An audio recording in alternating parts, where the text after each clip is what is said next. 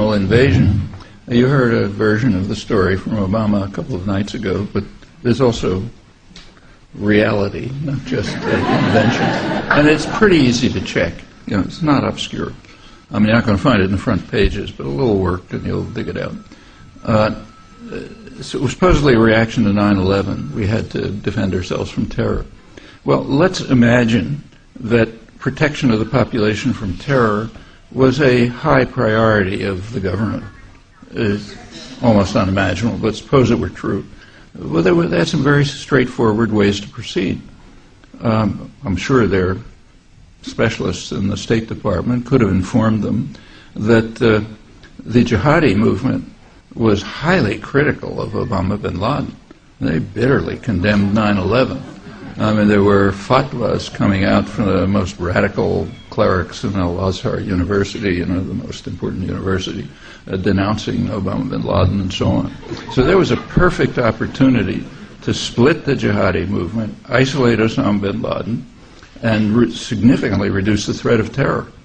Instead, they chose to do the opposite, to act in a way which united the jihadi movement, and then invading Iraq, of course, did so even more. As one of innumerable examples that protecting the population is not a high priority of this government or governments in general. So that would have been one reaction.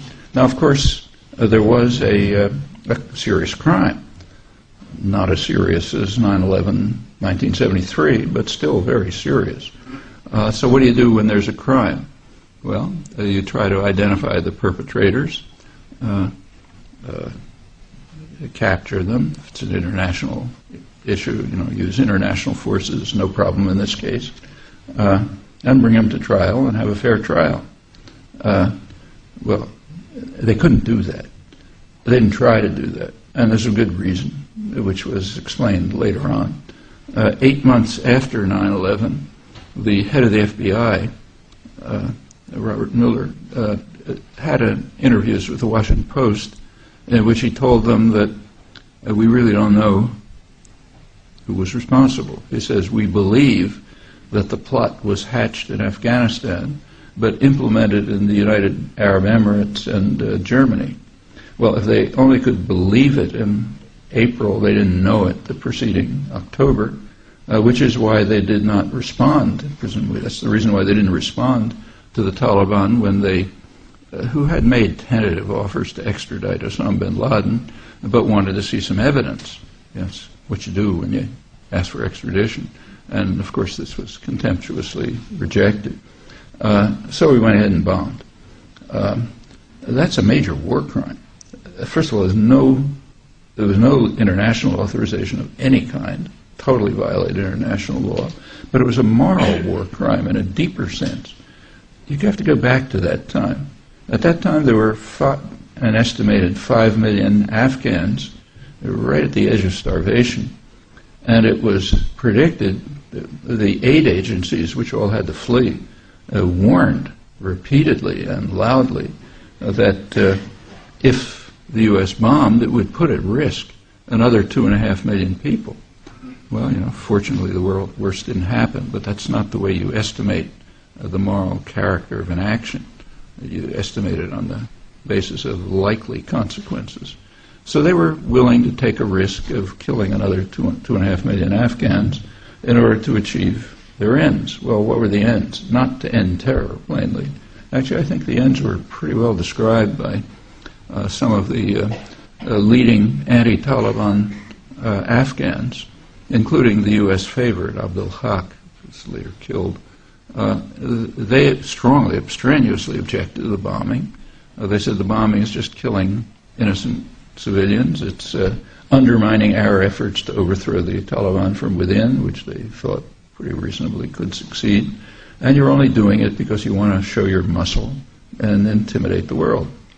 And of course, Afghanistan has, unfortunately for Afghans, a strategic location right on the periphery of the major oil-producing regions in the Middle East and Central Asia and, of course, South Asia. And that goes way back in history, and they've suffered for it. So we don't have documents yet, internal documents. Maybe we'll get them someday. But it looks as if those were the reasons. Well, why is it continuing? Well, we don't have documents from today either. Incidentally, you heard the other night that the world supported us in the bombing.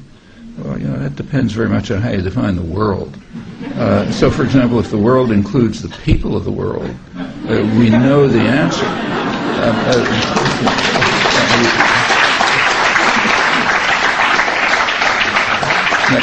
You have to do a little work to find the answer, but it's not really difficult in these internet days, and there are books, mine, others, that talk about it. But right after the bombing was announced, but before it started, there was an international Gallup poll all over the world, which asked people whether they were in favor of bombing. Now, the question was asked on the assumption that it would be selective. It would go after the perpetrators, and no civilians would be attacked, which, of course, never happened. And on that assumption, there was very little support. Only 2 countries had even majority support. One was India, the other was Israel. Both India and Israel, I don't think were even thinking about Afghanistan. India was thinking about Kashmir, and Israel was thinking about the Palestinians. So, yeah, you want to go bomb people, great. Let's bomb Pakistan. But even in Europe, the numbers were like in the 20 to 30 percentile. But most interesting were the Latin American answers. Latin America had a little bit of experience with U.S. intervention. In Latin America, the figures support range from 2% in Mexico, that is the half of Mexico that we didn't conquer. 2% support there. It went up to, I think, 11% in Colombia. And even in Panama, which is practically a U.S. colony, it was like 16% or something. Well, that was the popular support for the bombing on the assumption that it wouldn't hit civilians, which of course it did. The media cooperated by not reporting it. An international Gallup poll on an issue like that is kind of important, so therefore it's better suppressed. Why are we staying? As I said, we don't have internal documents, but I suspect it's partly the same reasons, the strategic location and so on and so forth. There's probably another factor. It's what Dan Ellsberg called the, what did he call it, the stalemate machine, I think. When he was writing about U.S. policies in Vietnam through the 60s, he said kind of accurately, I think the documents support it, that the idea was to just keep it going so you don't lose the next election. If you wanted to win the war, in my opinion, the U.S. actually did win the war in Vietnam, but that's another story. But if you wanted to reach the maximum goals, you would have had to move up to nuclear warfare or something like that. And to reach the maximal goals here, it's not even clear how you would do that. But you don't want to, be attacked as soft, wimpish, not courageous, like Theodore Roosevelt and those good guys that we honor.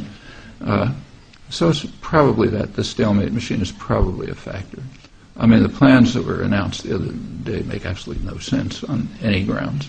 But we're not going to suffer from it except paying. The Afghans will suffer as usual, and the Pakistanis, who may be in real trouble if this continues.